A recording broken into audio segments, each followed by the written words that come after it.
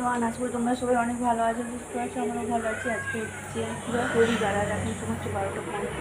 তো এখন থেকে ব্লগটা শুরু করলাম, দেখতে খুব পারবো তোমাদের অনেক ভালো লাগবে। একটু সারাদিন কী করলে যেগুলো পারি শেয়ার করার চেষ্টা করবো। তো সকাল থেকে কোনো ব্লগটা শেয়ার করতে পারিনি, পুকুর ব্যস্ত ছিল।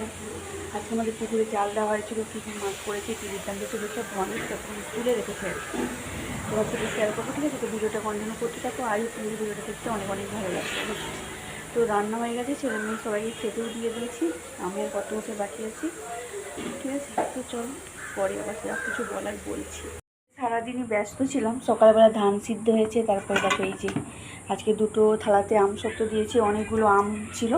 তো ভাবলাম কি হবে, নষ্ট হয়ে যাচ্ছে, ছেলে আম সত্ত্ব খেতে পছন্দ করে, ছেলে কেন আমিও পছন্দ করি।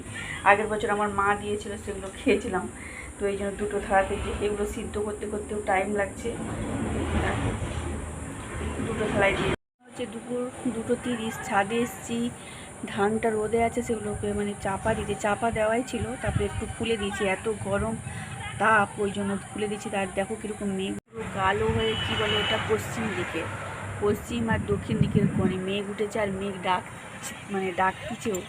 ধানটাই যে আমি ওই যে মিলে রেখেছি, একটু গরমটা কেটে যাক, তারপরে আমি চাপা দিয়ে দেবো ভালো করে। তোমাদেরকে দেখাতে এলাম মেঘটার অবস্থা, প্রচুর গরম ধানটা, ওই জন্য খুলে দিয়েছি। দেখো একটু হাওয়াটা অতটা নেই, পুরো কালো হয়ে আছে। আর ওই দেখো তারের উপরে দুটো 4টে পায়রা বসে আছে কারেন্টের তারের উপর। চারিদিকটাতে মেঘ মোড় হয়ে আছে, ওই দিকটা দেখো প্রচুর মেঘ হচ্ছে।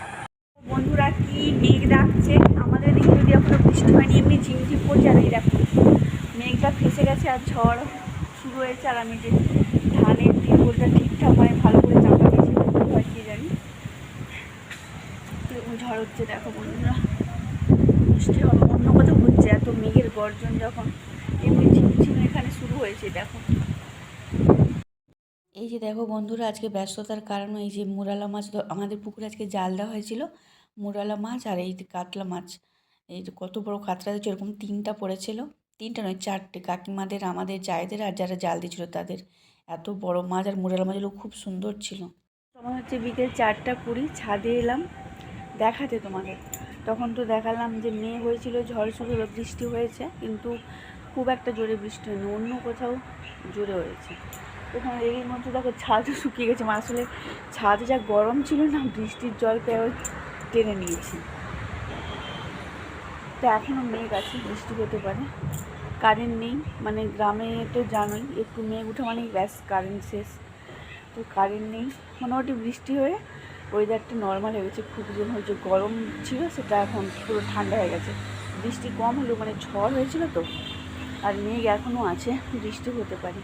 দেখাচ্ছি চলো, দেখো এখনও আকাশে কিন্তু মেঘ আছে, আর দেখো মেঝে শুকিয়ে গেছে, এই একটু একটু ভিজা, দেখতে পাচ্ছ? মানে গরম ছিল তো, পুরো টেনে নিয়েছে। আর গাছের জল দিতে হবে না, ভালোই হলো, বৃষ্টিটা হয়ে গেলো। ওই যে ধানের তিরপলটা ভালো করে চাপা দিয়ে রেখেছি, আবার বিদ্যুৎ চমকাচ্ছে। তো চলো চলে যাই, বিদ্যুৎ প্রচুর বাজ পড়ছিল, কী অবস্থা। উপর থেকে নিচে নেমে এলাম, এখন এই চালগুলো তুলবো। আগে যে ধানটা ভানানো মানে সিদ্ধ হয়েছিল তোমাদেরকে দেখিয়েছিলাম, সেটা আজকে চালটা ভানানো হয়েছে। দেখো চালটা কত সুন্দর হয়েছে, দেখছো? নিজের হাতে ধান সিদ্ধ করে কত সুন্দর চাল হয়েছে, দেখেও ভালো লাগে। তো চলো আজকের ব্লগটাই পর্যন্ত, ভালো লেগে থাকলে অবশ্যই লাইক কমেন্ট করো, আর অবশ্যই চ্যানেলটা সাবস্ক্রাইব করে পাশে দেখো। সবাই ভালো থেকো, সুস্থ থেকো, টাটা, দেখা হচ্ছে নেক্সট একটা ব্লগে।